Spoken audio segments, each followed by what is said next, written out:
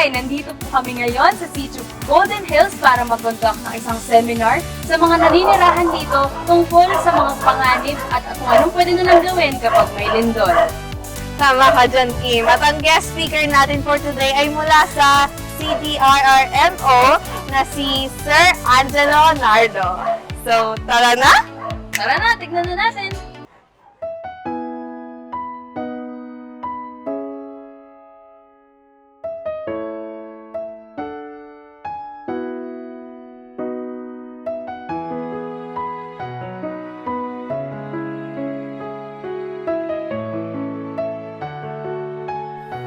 Ang The Golden Project ay inilunsad upang mapalakas ang kahandaan ng komunidad laban sa panganib ng lindol.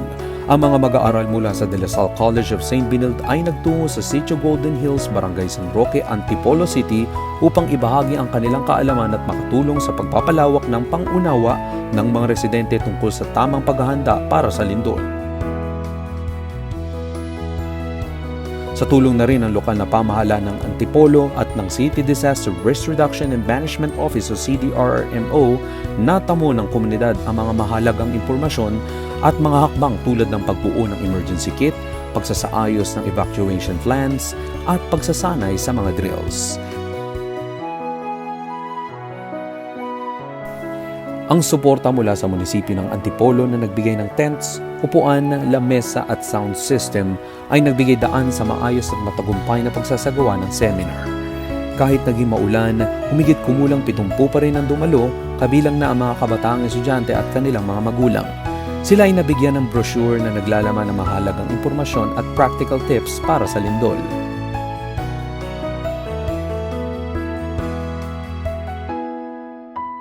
Sa pamamagitan ng pagkakaisa at pagsisikap, nabigyan natin ang komunidad ng Sitio Golden Hills ng higit pang kaalaman at pag-asa para sa mas ligtas na kinabukasan.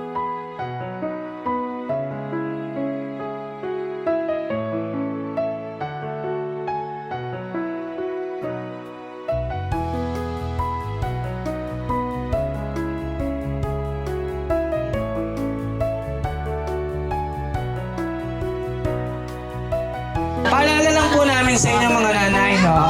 Hindi natin may iwasan ng sakuna, ngunit ito ay maghahandaan. Yes, dapat handa po tayo, sorry. Dapat handa po tayo. Lalo na po yung mga anak natin. Tuturuan po natin yan.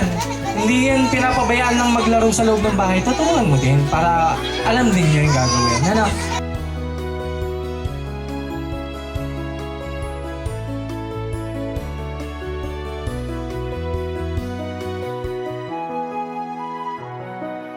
May bibigay ko pong laking tulong po dito po sa naninirahan dito po sa Sitio Golden Hills na natutunan po nila pagdating po sa sakuna ng earthquake, tulad din po sa pagbaha, sa mga ganung pangyayari ng sakuna.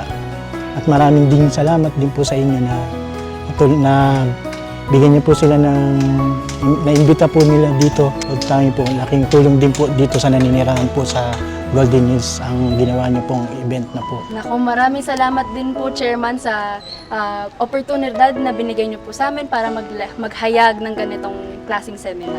Sana nga po ang mga naninirahan po dito ay may dadala po nila kung mangyari man po na may masamang lindol na maganap dito sa Antipolo at dito po sa Sitio Golden Hills ay ligtas po kayo.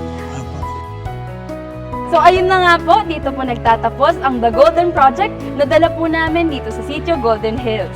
Grabe, very entertaining at very insightful ang natutunan natin ngayon sa ating seminar.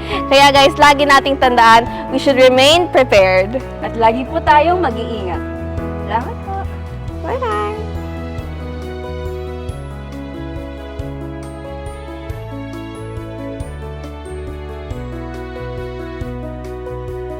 Lugar na Antipolo. Pero may mga ilang, meron po sa news, di ba, may picture. Sabi ko kanina, ang rule dyan, the higher the ground, the stronger the ground. Sige. So wag mo nang balikan. Sadyang may mga bagay na kahit gaano siya ka-importante sa'yo, hindi mo na siya kailangan balikan. Okay? Lindol po yung pinag-uusapan natin mga nanay, ha? Project Golden Project.